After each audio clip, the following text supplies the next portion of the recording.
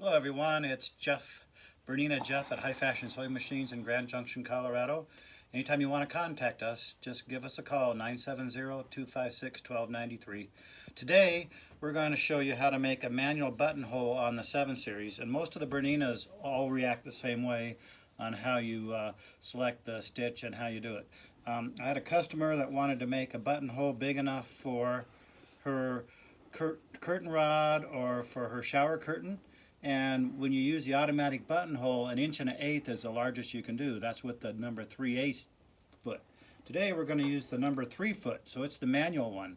And this is a foot that actually, when you use the 1, 2, 3 record option on the sewing machine, it actually will record and memorize it, so you can do all your buttonholes the same exact size. It's simple as 1, 2, 3, it really is. So whenever you're doing a curtain or a shower curtain or something, you want a stabilizer in the top.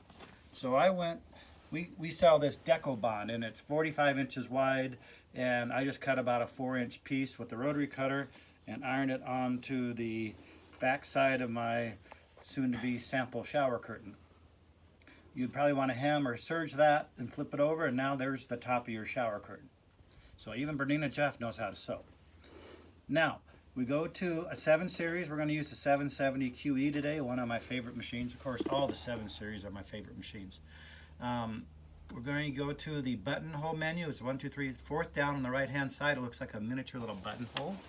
And I'm going to show you some bonus options here. We're just going to use the basic one, is number 51.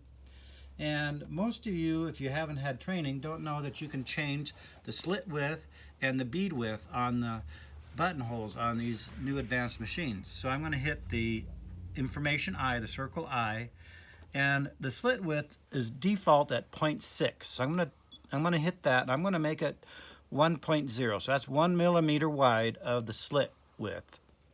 Then I'm going to go back to my circle I, and I'm going to increase my bead width. Now I took away from the bead width. Now you have to go back to this menu and increase your bead width. And because I have a 5 millimeter foot on, if I get wider than 5 millimeters, it turns red, if you see that. I'm going to back it up, and I'm going to make it 5.2 millimeters wide, full width, with a 1 millimeter slit width. These are all technical, but it works really easy. So now I'm going to go to my circle I, which is yellow now because I've changed it from default. And the default is usually on auto. We're going to go to this. It looks like a dot 1, 2, 3 REC. So that's 1, 2, 3 record. I'm going to show you how simple it is. 1, 2, 3 record. So we're going to touch that. It says auto now, but it's waiting for us to tell how big we want that to be memorized. So you want to make a mark at the beginning and the end of the size of your buttonhole you want. And I'm just going to use the automatic start-stop button here. And it's just going to go ahead and sew. Oops. Something didn't quite work right that time. I must have had something pre-programmed from my sampling. All right, so there's always 2 kinds of sewers, ones that make a sample and ones that wish they did. So don't start sewing on your most expensive part first. So always try a sample first. All right, so now I'm on record. I pushed the record button one too many times. I'd already started this process. So I'm going to hit the start stop, and I'm going to let it sew until I get my desired length of the buttonhole. And once I hit my desired length of the buttonhole, I'm going to tap the reverse button with a short burst. It will stop, do a bar tack, and then start going backwards. Short burst. And now it's going backwards, and because I have the number 3 foot on, there's a slot in the bottom of that foot to make it go exactly the right size and the right place backwards. Now when we approach the end, we have to watch real close. And I'm even going to slow it down a little bit so I can stop it right on the end so I can bar tack it. Now I hit my trimmer button, my cut button. And look at that, I got about a 4-inch buttonhole, perfect. That would look gorgeous on the top of a shower curtain or a fancy curtain rod. Now, how do we open that slit? I sell this buttonhole cutter for $28.99. It's a real sharp chisel, even has a protective tip. I'm going to put it on my wood block. I'm going to put the point in, and you can actually hear it cut those fibers. I'm going to put the point in on this side. And now I have a nice opening, and I could continue doing that with that cutter and block, but because it's such a large one, I'm just going to, now I have a perfect buttonhole for the rod. And you just want to measure your rod and make sure that that buttonhole will work fine for it.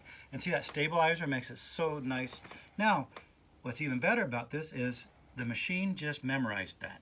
All I have to do is measure between my buttonholes and hit my start button and keep my fabric straight. And when it gets to the same size as this original one, it's going to stop and go backwards. Now, if your machine does not end up exactly at the same place, it's a balance issue. And every machine I sell here at Bernina, I open up out of the box and balance it out so it will have perfect stitches backwards and forwards. So that's, if it's not balanced out, you'll have to kind of fudge it a little bit. You know, you are at the whim of if the fabric slips or not. So you want to make sure your fabric's not slipping. And it's approaching the end, and I wasn't paying much attention. And it went a little past, so you kind of have to pay attention on that. When I was down here, my fabric caught on the edge of the sewing machine when I wasn't paying attention, so it went a little further past. So it's something you kind of have to watch. However, I tested this out earlier, and I know it works fine if you're not sitting on your fabric or is not trapped anywhere. So remember to subscribe to Bernina Jeff. I have tons of videos out there. I'm on over 50 videos now.